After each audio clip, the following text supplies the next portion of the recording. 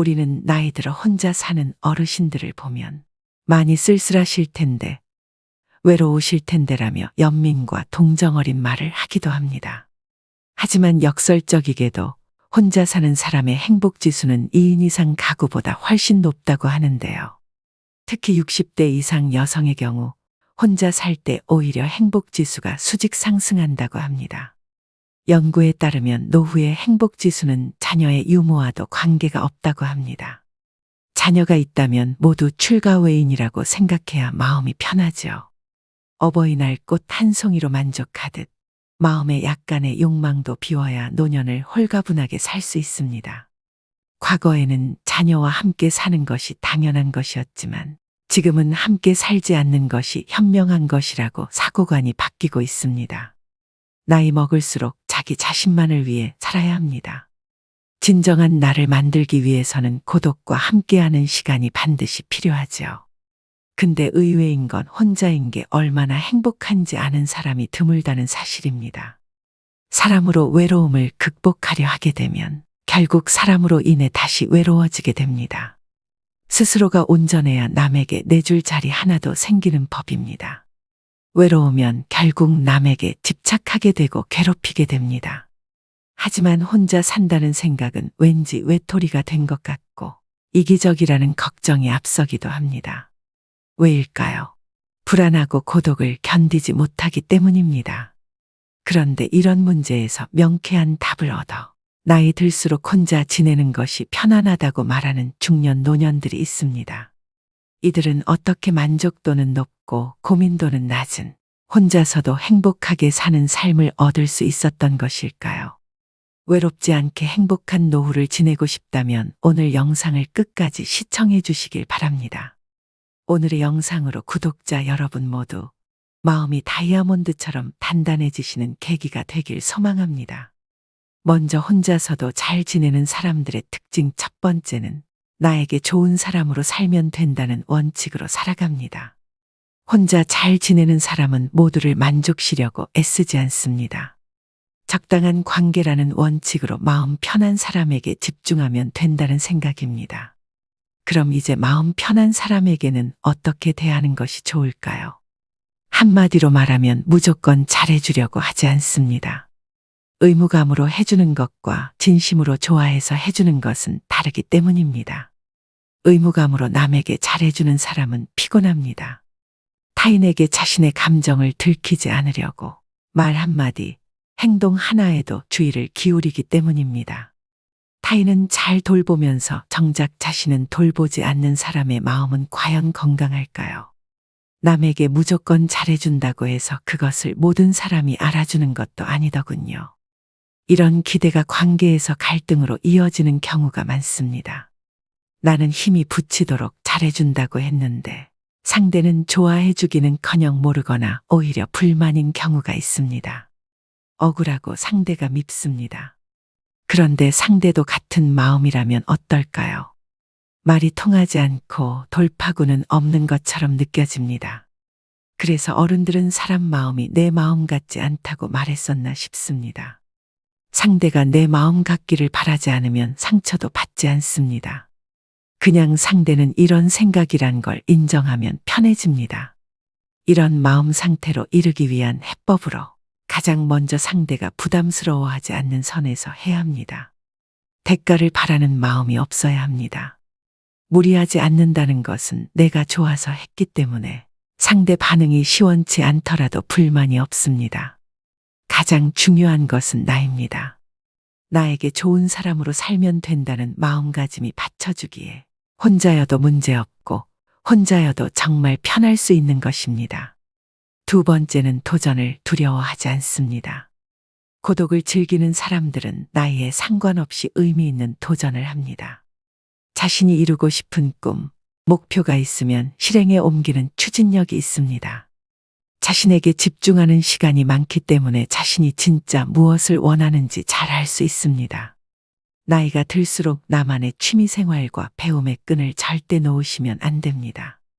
평균 수명이 길어진 지금 단순히 오래 사는 것을 목적으로 삼기보다는 여생을 얼마나 아름답고 가치 있게 사느냐가 관건인 시대이죠.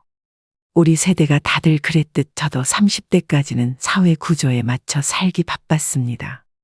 외적으로나 내적으로 나를 돌아볼 진중한 시간을 갖지 못했습니다. 그러다 50대를 지나면서 어떤 인생이 막을 보내야 가치 있을까 싶더군요. 동시에 자녀 세대에게 존경받는 부모가 되려면 어떻게 노후를 보내야 할까라는 고민도 생겨났습니다. 요즘엔 여기저기서 혼자서도 재미나게 사는 어르신들의 이야기가 많이 보입니다. 그 중에서 여러분들께 도움이 될 만한 분들의 글을 한번 가져와 보았습니다. 댄스 스포츠를 배우고 있는 김순옥 씨는 이렇게 말합니다. 주변에 은퇴하신 분들을 봤는데 아직 할머니, 할아버지라고 하기엔 너무나 젊고 건강한 분들이 많은 거예요. 결국 외적인 부분도 중요하지만 정신적인 부분도 테라피가 필요하다고 느꼈죠. 오래전부터 댄스 스포츠를 취미로 하고 있었는데 그게 제격이다 싶었어요. 음악이 지니는 치유 효과와 더불어 춤을 통해 전신 운동이 가능하니 너무 좋잖아요. 제가 느꼈던 그 매력과 즐거움을 전파하고 싶은 마음에 주변 사람들에게 추천하고 있습니다. 김순옥 씨의 말처럼 무엇인가 배우고 즐기겠다는 생각으로 시작보세요. 굳이 학원이나 문화센터가 아니더라도 책을 보며 배워도 좋고 유튜브로 공부해도 좋습니다. 무슨 취미든 본인에게 맞는 것을 하면 됩니다. 굳이 같이 가자고 권유하여 친구들과 마음 상할 필요도 없습니다. 마음 맞으면 같이 하면 좋고 대화를 해도 좋습니다. 세 번째는 모든 사람들에게 인정받으려고 하지 않습니다. 혼자 잘 지내는 사람들은 인간관계에서 모든 사람들과 잘 지내려고 하지 않습니다. 그리고 모든 사람들에게 인정받으려고 하지 않습니다. 서로가 다르다는 것을 인정하고 서로가 맞지 않는다면 그것 또한 인정합니다.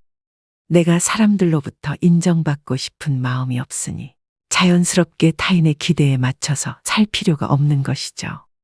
사람들은 사람들이 자신을 사랑해 주길 바라고 인정해 주길 바랍니다.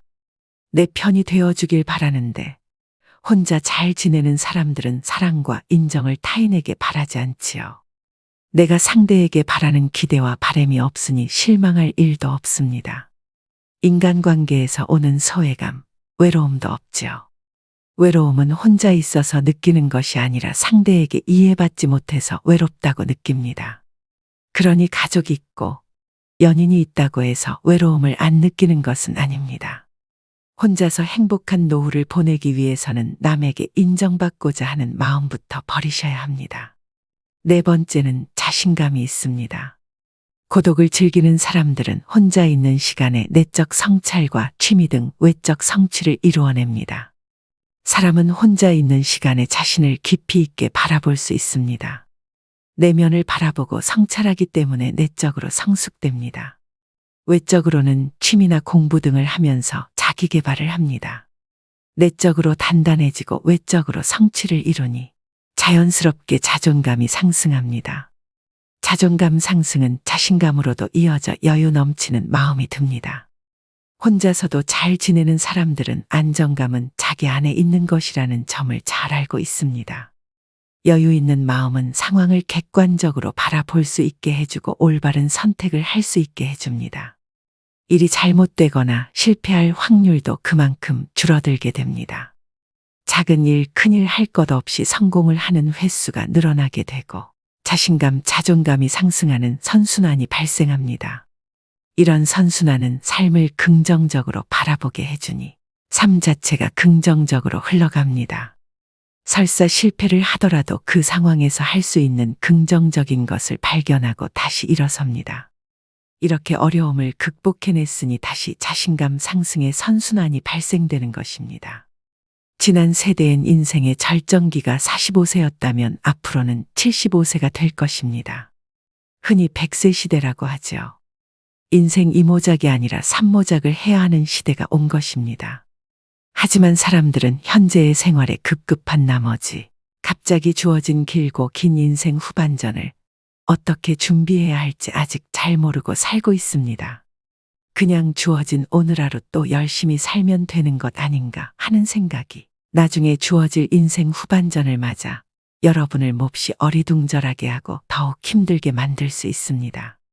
노후가 비참해지지 않으려면 나 자신을 믿고 사소한 것이라도 스스로 할 수 있다는 자신감부터 가지는 것이 제일 중요한 첫 번째 자세입니다. 다섯 번째는 자신의 시간을 관리하는 능력이 뛰어납니다. 언제 일어나서 어떤 시간에 무엇을 할지가 명확합니다.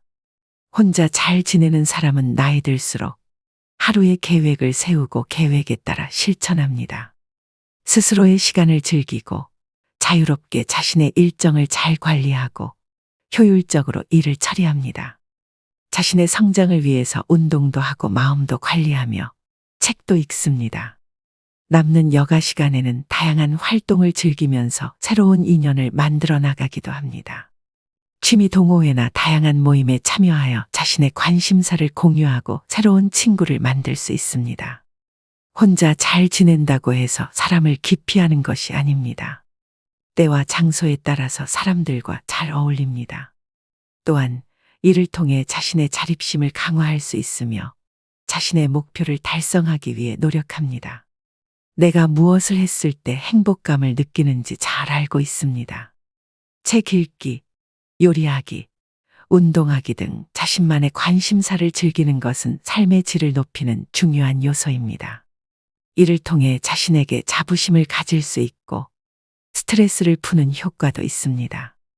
혼자 있는 시간에 목표로 한 것을 차근차근 이루어 갑니다. 보통은 나이가 들어서 무언가를 다시 시작한다는 것에 대한 두려움이 있게 마련입니다. 그러나 고독을 즐기는 사람들은 평소에 꾸준한 내적 성찰로 내면에 힘이 있으니 자기 확신이 있습니다. 이런 내적 힘이 나이에 상관없이 또 두려움 없이 자신이 원하는 것을 포기하지 않고 이루어 갈 수 있게 만드는 원동력인 것입니다.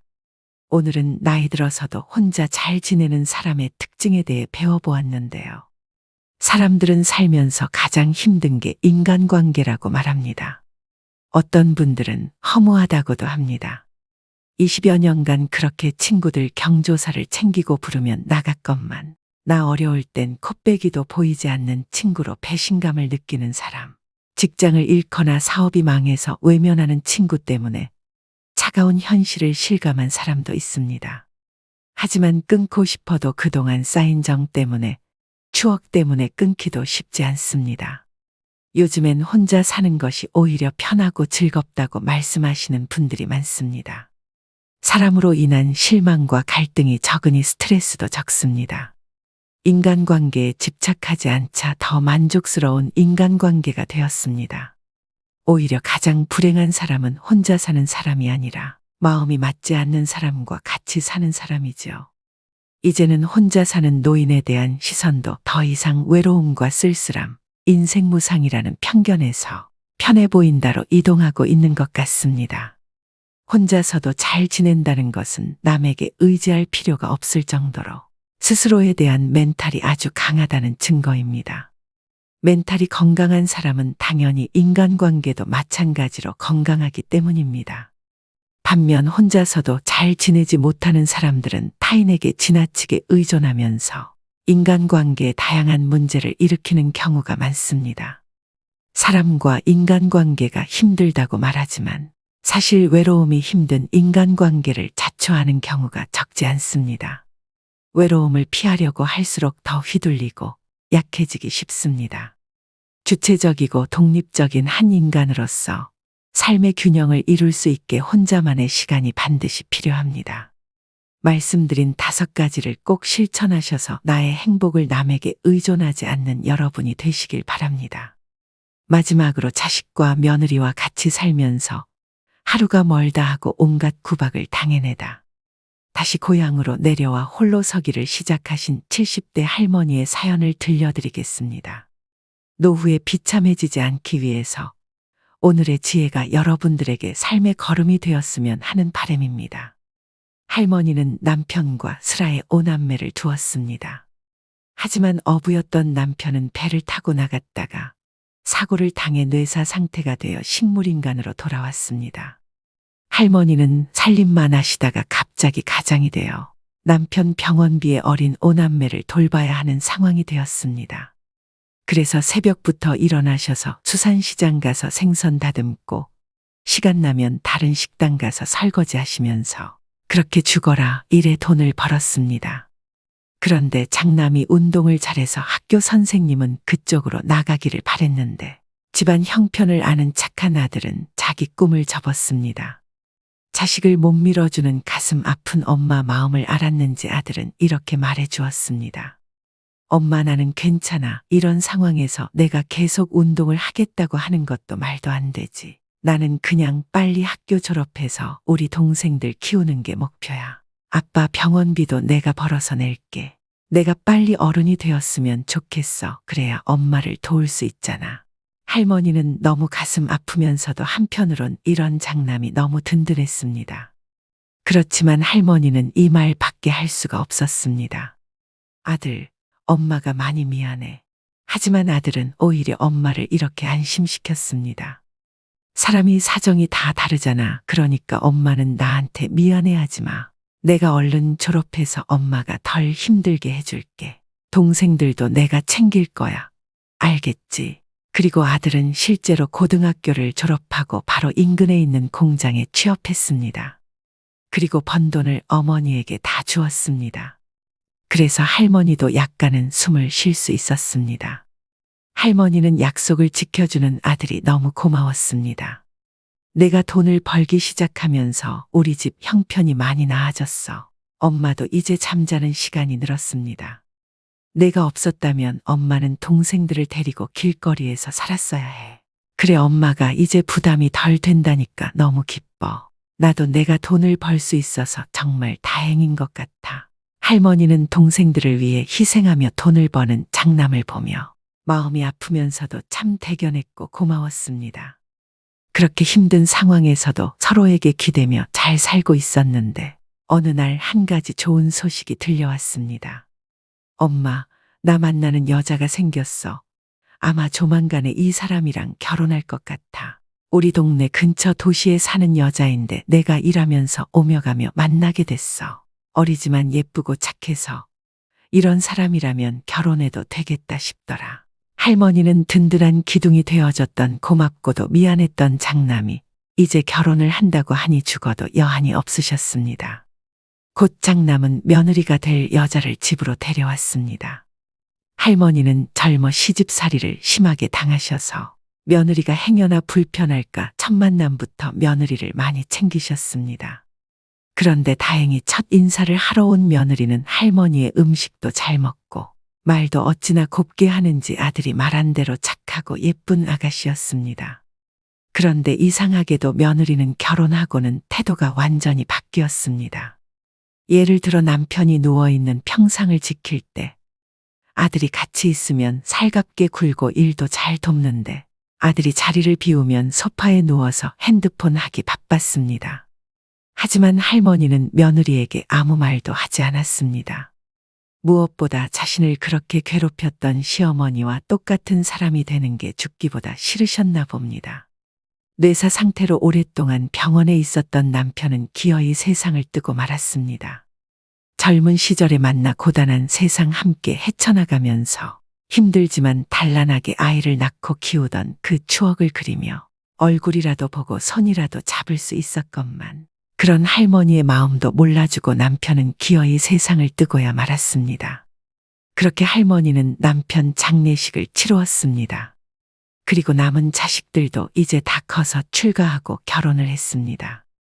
그래서 이제는 조용히 혼자 살게 된 할머니였습니다.